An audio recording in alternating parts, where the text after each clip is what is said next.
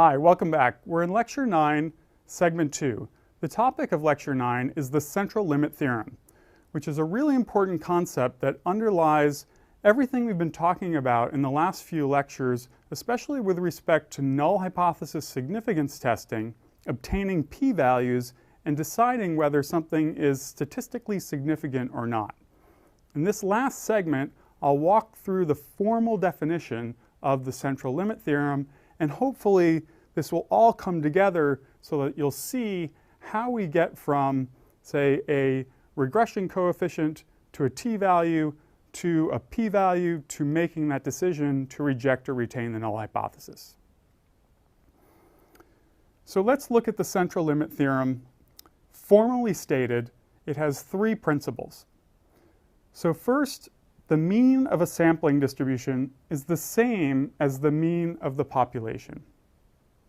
Second, the standard deviation of the sampling distribution is the square root of the variance of the sampling distribution. That's just saying standard deviation is the square root of variance. And finally, this is a very important piece, is the shape of a sampling distribution is approximately normal, either if we have sample sizes that are greater than or equal to about 30, or if the shape of the population distribution is normal. So note that if we have big enough samples, and some people might quibble with that n of 30, some people might make it a little higher, some people might make it a little lower, depends on the statistician you're talking to. But the point here is that the population itself doesn't have to be normally distributed. As long as we get multiple samples of large enough size, say n greater than 30, then the sampling distribution will take on a normal distribution. That's a critical point. So now let's put the central limit theorem together with NHST in the context of multiple regression. So this is what we did when we did the regression examples and what we do in lab when we do the regression examples. If we're doing NHST, then we start with this assumption that the null hypothesis is true, right? That's the game of NHST. You start with that assumption. You then conduct your study. You can then calculate your regression coefficient, B. You can calculate the standard error of that. And then you can calculate a t-value. And you saw that in the R output. And the t-value is simply the regression coefficient over the standard error. Conceptually, what the t-value is, and you'll see this throughout the course in null hypothesis significance tests, the t-value is essentially a ratio. It's a ratio of what we observed, the actual regression coefficient, the slope relating x to y, the slope that we observed relative to what we would expect just due to chance. So if I get a t-value of 1, then I didn't find much of anything at all. I know that's not going to be statistically significant. I know that p is not going to be less than 0.05 because what I've observed, my slope, is exactly what I would expect just due to chance. Typically, I want to get a t-value of at least 2 or more to show that I've observed a slope twice as large as what I would have expected just due to chance. But it's this conversion from the t-value to the p-value that we need to solidify in this last segment here. So each t-value has a corresponding p-value, but it depends on the sample size. So we start out with this assumption: if the null hypothesis is true, that would mean that in the population the slope is 0. Then no one sample should have a very high or very low slope. Let's say I obtained a very high slope. Therefore, I would reject the null hypothesis. What I want to do now is get more specific about this very low, very high. What exactly constitutes very low, very high? Well, it depends on this normal distribution. Remember that third principle from the central limit theorem. It states that a sampling distribution will take on a normal distribution, or it will approximate a normal distribution if we have sample sizes large enough, right? So if we get multiple samples and the sample size is large enough, then we'll approximate a normal distribution. That means I can make probability judgments about my outcome. Now, it didn't say in the central limit theorem, that third principle, it didn't say you get exactly a normal distribution. It says it approximates a normal distribution. So you don't get that actual perfect normal distribution. What you get instead is called a t-distribution. And there's actually what statisticians refer to as a family of t-distributions, depending on sample size. So if you have a really large sample, then your t-distribution that you can use for your probability judgments to obtain your p-values will look much like the perfect normal distribution. But as your sample size gets smaller, your t-distribution gets a little wider, which means you need a larger t-value to get out into the extremes to get a low p-value.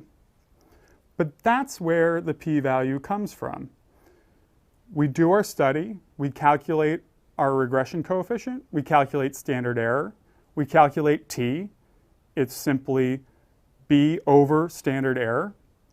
Then I have a certain t-value. Then based on my sample size, I pick a certain t-distribution, and I find where is that t-value in the t-distribution that I need to use. And if it's way out here in the extreme, then I'll obtain a low p-value, because the p-value says it's the probability of obtaining these data or more extreme, given the assumption that the null is true.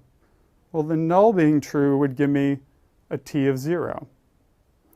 So if I get an extreme score way out here, I'm going to get a low p-value, and I'll be able to reject the null hypothesis. So where does the p-value come from? It comes from the t-value and its corresponding t-distribution, which depends on sample size. And the p-value, to be specific, is just the area under the curve at that particular t-value and beyond. So if you're way out in the extremes, then you can have a low p-value, you'll reject the null. If you fall around the middle, then you'll have a high p-value, you'll retain the null. So to recap, we assume the null hypothesis is true, we conduct the study, calculate our statistics, get our t-value, and then we can get our p-value based on t and the sample size and the appropriate t-distribution. Again, if the null hypothesis is true, no one sample should have a very high, very low slope. I obtained a very high slope, therefore reject the null. Very high and very low simply means p less than 0.05. So less than 5% of the distribution in the extreme positive tail of the t-distribution or in the extreme negative tail of the t-distribution. Now remember, I want to reiterate at the end of this segment, I'm wrapping up here, sampling error, therefore standard error, is largely determined by sample size. Right? We went over this when we talked about sampling, way back when I introduced the notion of sampling error and defined standard error as the average amount of sampling error. Right? And this should just be conceptually easy to wrap your head around. If I have small samples relative to large populations, I'm going to have a large degree of sampling error. It's also right there in the math. So again, sampling error is largely determined by sample size. Back when we talked about sampling and the idea of sampling error, we illustrated this by showing you what the distributions look like for 6 different samples of different sizes. So the first one on the upper left is sample size of 10, then 20, then 50, then 100, then 200, then 1,000. And the thing to notice in these different samples, and this is what we covered when we talked about the idea of sampling error and standard error, is this smooth function here, this normal distribution, when sample size is only 10, is much, much wider than the function when we have a really large sample, say 1,000. That's because standard error is the standard deviation of this sampling distribution. And as samples get larger, they're going to squeeze in around the mean, and the standard error is going to get very low. This goes back to the problem of NHST being biased by n, right? That's like this example here. Let's take it even further. Imagine we had 1 million subjects in our sample. Then the standard error would get really, really small, and that distribution would get really, really tight. But remember, t equals b over standard error. If standard error gets so small, then it won't really matter what my slope is. I'll get a pretty high t-value, and a pretty high t-value will give me a low p-value, and I'll get something that's statistically significant. Okay? So it's important to try and obtain large samples to give yourself a chance to obtain a significant effect. But always remember that NHSTs in this whole process is biased by sample size, which is why I advocate following up NHSTs with estimates of effect size. Another way to look at this, and just to drive home this point, that sample size really drives and determines sampling error and influences the t-value and the p-value, is here, again, we've taken 6 different sample sizes. Again, same sizes, 10, 20, 50, 100, 200, and 1,000. And we standardized each of these samples so that they would have a mean of 0. And then we just looked at the standard error associated with that mean. And the first thing to notice is in this first sample with an n of 10, the mean is plotted right here in this bar plot. It's not even 0 because there's such a large degree of sampling error, right?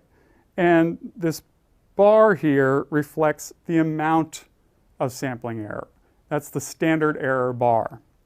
So what you see as sample size increases, the actual mean approximates 0, and the standard error bar shrinks because standard error shrinks as a function of sample size. Again, that's a critical point which is useful when you're designing experiments or studies if you can get large samples, but it can also be misleading when you obtain statistically significant results with really large samples. Again, that's why we follow up NHSTs with estimates of effect size. So to wrap up this segment and hopefully bring the last few lectures all together and wrap it up, the central limit theorem has these 3 principles. The mean of the sampling distribution is the same as the mean of the population, and if we're assuming the null hypothesis to be true, that mean's going to be 0. The standard deviation is just the square root of the variance. And then third, most importantly, is that the shape will approximate a normal distribution if we have large enough samples. Even if the shape of the population isn't normal, the shape of the sampling distribution will approximate that normal distribution. It won't get perfectly normal, and we'll get a family of t-distributions instead that depend on sample size.